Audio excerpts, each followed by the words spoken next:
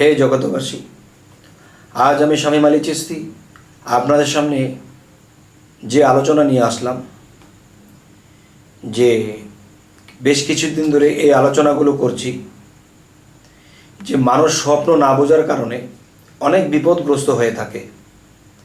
তো স্বপ্ন জিনিসটা যদি আমরা বুঝতে পারি, তাহলে অনেক বিপদ থেকে আমরা এড়িয়ে থাকতে পারবো। যেমন একটি বিষয় হলো যে আপনি দেখছেন যে আপনার বিবাহ হচ্ছে, কিন্তু আপনার সন্তানাদি আছে, আপনি বিবাহ করেছেন আরও 20 বছর আগে, কিন্তু এখন দেখতেছেন আপনার বয়স যখন 65-70 হয়ে গেছে, এখন আপনি দেখতে পাচ্ছেন যে আপনাকে নতুন জামা কাপড় পরাইতেছে, সাদা পাঞ্জাবি, সাদা লুঙ্গি, সাদা টুপি আপনাকে পরানো হচ্ছে, আর আপনি বুঝতে পারছেন যে আপনার বিবাহ হইতেছে। তখন আপনাকে অনেকে গোসল করায় দিতেছে, কেউ আপনাকে সাবান দিয়ে ডলে দিচ্ছে, এরপরে পাঞ্জাবিগুলো পরাইয়া দিচ্ছে, এরপর আপনি রওনা দিয়েছেন বরযাত্রী নিয়ে। এই স্বপ্ন যদি আপনি দেখেন, তাহলে কি বুঝবেন? এটা বোঝার হলো যে আপনার সাথে বরযাত্রী কারা। এই বরযাত্রীগুলো হলো, আপনি যখন পালকিতে বসবেন বা লাশের খাটের মধ্যে যখন একজন মানুষ থাকে, এই লাশটিকে অনেক মানুষে কালেমা শাহাদাত পড়তে পড়তে কাঁধে করে নিয়ে যায়। যখন আপনি দেখবেন সাদা পোশাক পরে আপনাকে পালকি দিয়ে নেওয়া হচ্ছে, তখনই আপনি বুঝবেন এটা কি, আমি তো 20 বছর আগে বিবাহ করেছি, আমার মেয়েটাকেও বিয়ে দিয়েছি, কিন্তু আমি বিবাহ করলাম কেন? তার মানে আপনি পরপারে চলে যাবেন, আপনার সময় একদম কম। যদি আপনি এই স্বপ্নটা দেখে থাকেন রাতের 1টায়, তাহলে আপনার হাতে 5 মাস সময় পুরোপুরি নেই। যদি আপনি 4টার পরে দেখেন, আপনার হাতে 2 সপ্তাহ পুরোপুরি সময় নেই। যদি আপনি দেখেন সামনে বা সকালে ঘুম থেকে ওঠার আগে যদি দেখেন, তাহলে আপনার হাতে একদম স্বল্প সময় আছে। খুব সাবধান হয়ে যেতে হবে, আল্লাহর ইবাদতে মশগুল হতে হবে। এই গেল পুরুষের সাইড। এবার আসি মেয়েদের সাইড।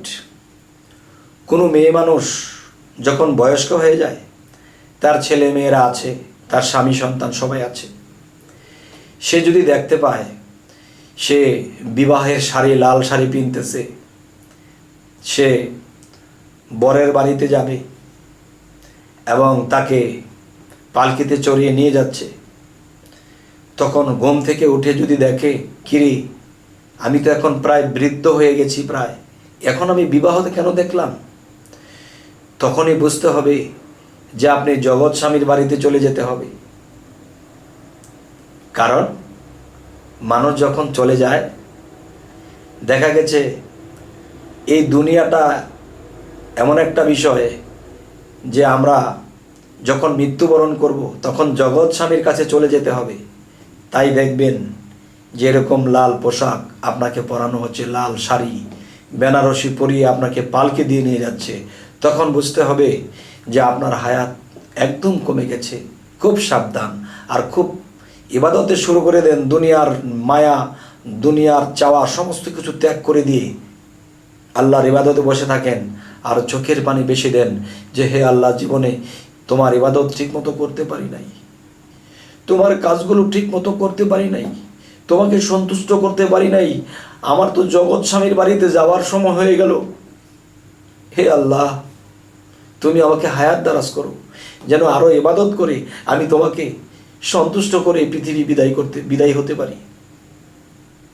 হে জগতবাসী, আপনার মৃত্যু যাত্রার আগে কি ঘটবে, এই জিনিসগুলো ঘটবে।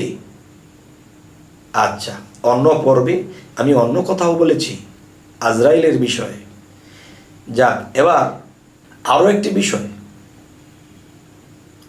মানুষ যখন বিপদে পড়ে তখন আল্লাহকে ডাকে, বিপদগ্রস্ত হইলে মানুষ আল্লাহকে ডাকে।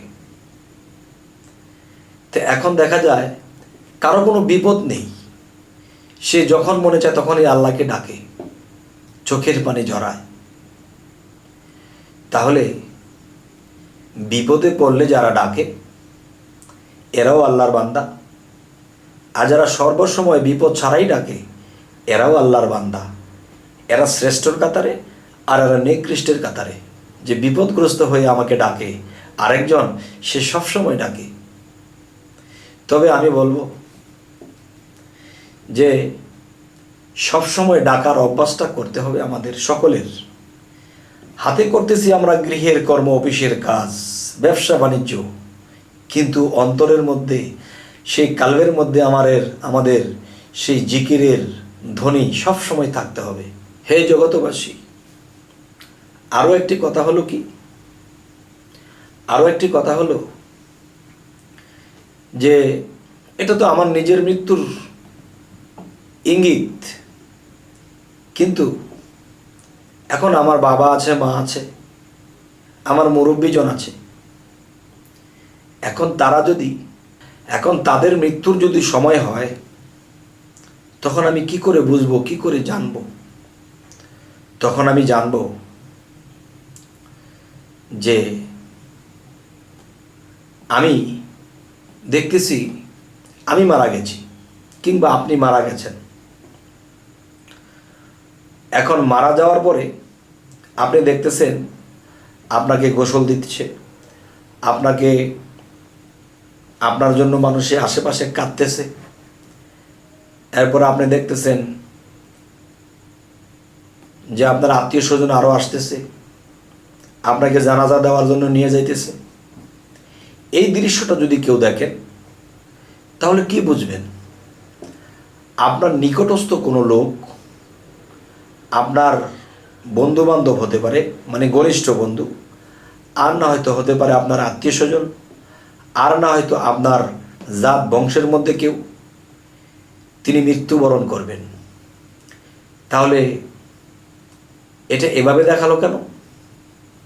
এটা দেখানো হলো, আমাকে দিয়ে অন্যেরটা বোঝানো হলো যে দেখো, যে তোমার ইমুক চলে যাওয়ার সময় হয়ে গেছে, সে চলে যাবে।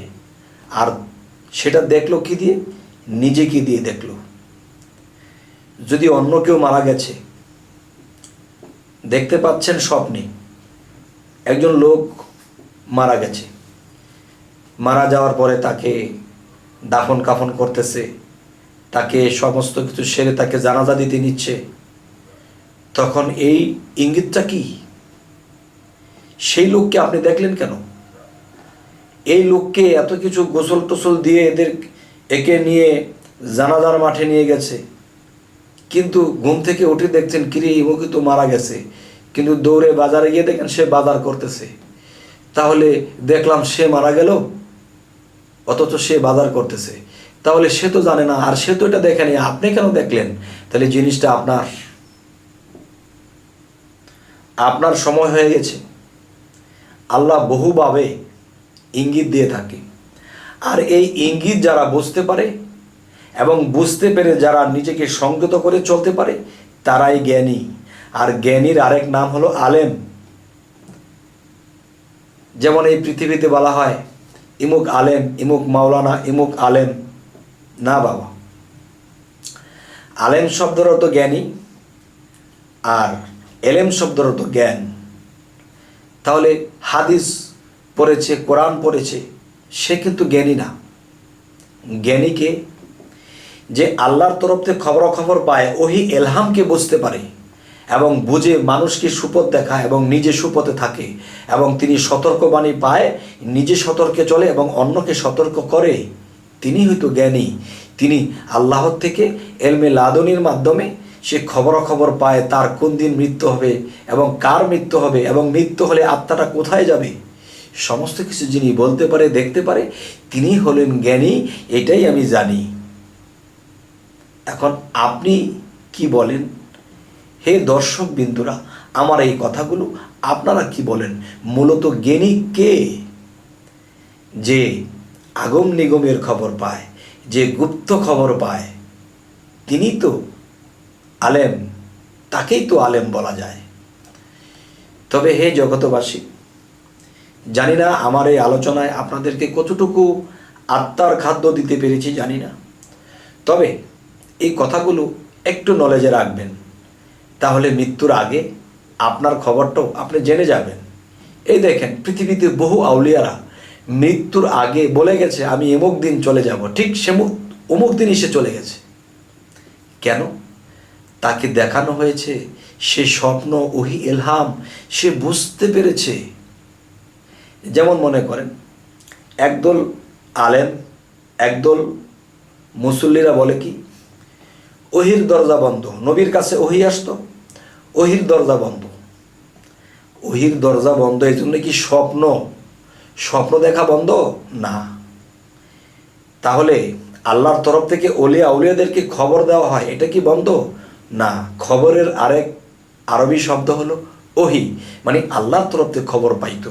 এই খবর কে আনতো? এই খবর আনতো জিব্রাইল। তাহলে জিব্রাইল কি মারা গেছে? না। নবী ইন্তেকাল করেছে, আড়াল হয়ে গেছে। এখন নবীর কাছে খবর আনতো কে? জিব্রাইল। জিব্রাইল যদি না মারা যায়, তিনি যদি বেঁচে থাকেন, তাহলে এখনো ওলিয়া আউলিয়াদের কাছে এই গুপ্ত খবর আনতেছে। এই জন্য বলি, হে জগতবাসী, নিজের মৃত্যুর খবর নিজেই পাবেন, আপনার আত্মীয় স্বজনের মৃত্যুর খবর আগেই পাবেন। তবে এই জ্ঞানীটা আপনাকে হতে হবে, আল্লাহর সাধনা করতে হবে, ভালো কামাল মুর্শিদের হাত ধরতে হবে। অবশ্যই আপনারও সম্ভব। তবে হে জগতবাসী, তো আজকের এই আলোচনা কেমন লাগলো অবশ্যই জানাবেন, এবং যারা আমার এই চ্যানেলে নতুন তারা অবশ্যই সাবস্ক্রাইব করবেন। পরবর্তীতে যে স্বপ্নর ব্যাখ্যার যে সিরিয়াল নিয়ে আসছি, ওগুলো আপনারা পেয়ে যাবেন। তো সকলেই ভালো থাকবেন। আল্লাহ হাফিজ।